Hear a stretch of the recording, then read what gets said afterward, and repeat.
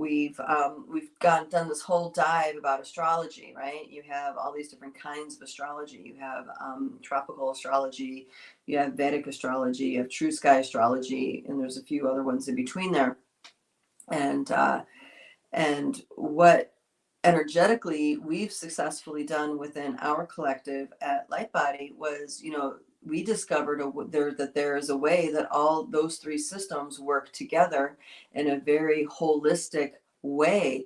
It really shows the path of the awakening starseed into who they really are, or earth seed into whoever they really are, whichever angle you're coming from. For many of us, we're like super encoded for hyper expanded consciousness, right? And the challenge is to be in the body here now and discover a role, discover a community, create a role, create a community where we can embody those traits and be in this reality, transforming it with our existence.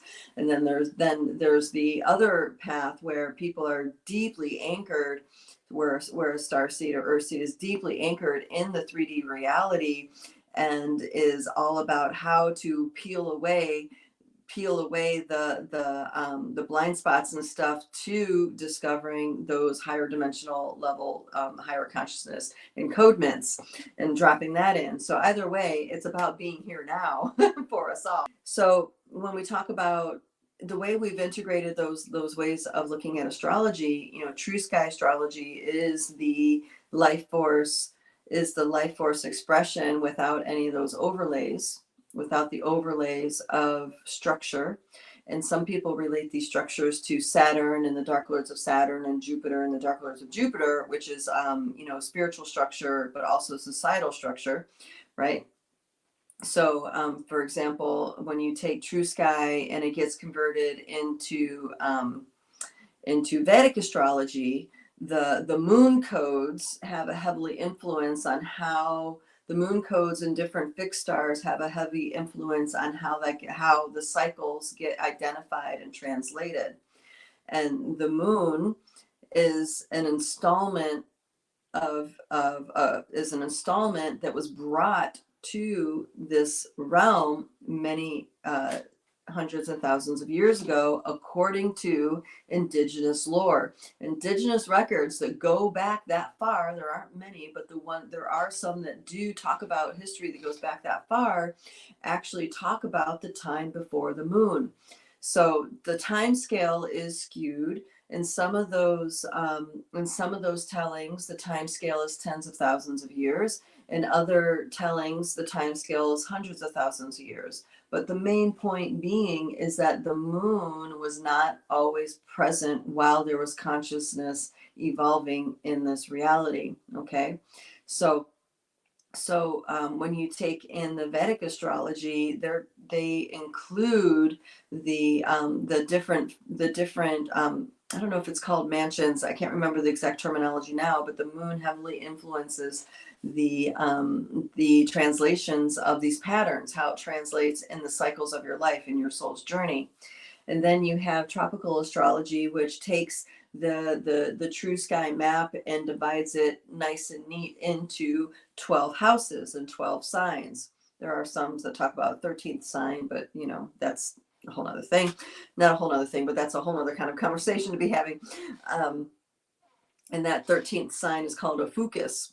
So, but that is cutting things in a very neat way. This is the structure support brought forward by the being currently known as Saturn.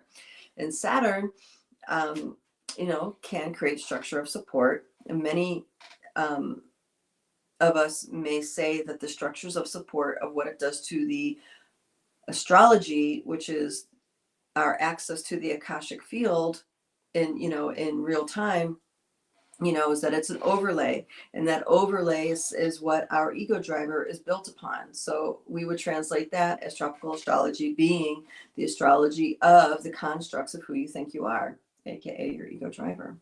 Now, does it make it any less relevant? No, it's all relevant. All these schools of thought of the astrology have a way to actually work together to give you a evolutionary life map of opening into your multidimensional self. expanding consciousness to your interconnected self with all that is. Okay. Now there's a lot of expansion within a DNA dance that needs to happen before one can really look at that, because each person is very that practices these pieces very often is, they're going to die in the hill that their way is the way that can stand alone on its own, which could be true. We like to encompass all these things. So in the ego driver, or in the tropical astrology particularly, there is a light at the end of this tunnel of turmoil and chaos. There is a light coming. There are a series of what are referred to as trines of outer planets, which means our outer planets, which is talking about our community, which is talking about the collective grids, which is okay. There are several years of these significant trines coming, which means harmony is on its way to our collective fields. Okay, harmony is on its way to our 4D grids. And all the work that we're doing, all the grid work that we're doing, all of the temple activations, all of the personal ancestor work, all of the work we have been doing over many, many decades.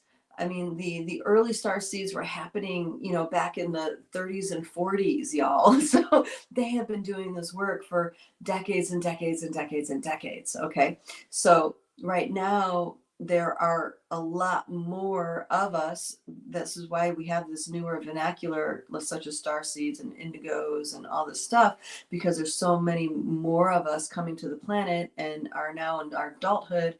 Okay. And we're creating different ways of living, different ways of different lifestyles, holistic lifestyles, stuff like this. We are doing our job. We're having that impact, and that is having a direct effect on those grids.